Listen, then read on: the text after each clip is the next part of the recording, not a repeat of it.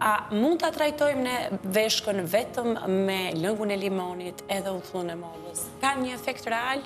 Po, atëhere, lëngu i limonit pra pastron këta toksinat edhe bën atë në rregullimin e pH-it dhe të ngjyrës edhe nxjerr dhe aromën e keqe pra të urinës. Dhe edhe uthulla e mollës, që do një gotë ujë me uthull mollës çdo ditë në mëngjes me një lugë gjelle pra një gotë ujë me një lugë gjelle me uthull mollës.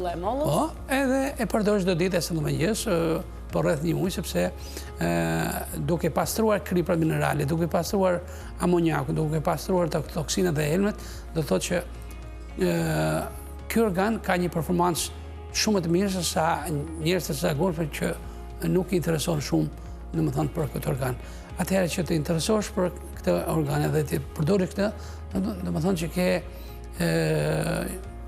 një performancë, një kualitet të kësaj organit në mënyrë të pastër, pra që do të thotë që ti ke shërbyer sepse veshka dhe çdo organ paralajmëron vetë smun pacientin, njeriu.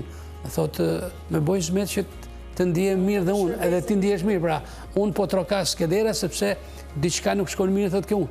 Atëherë duhet të interesohemi ne për atë organ, pra duhet të interesohemi për veten tonë.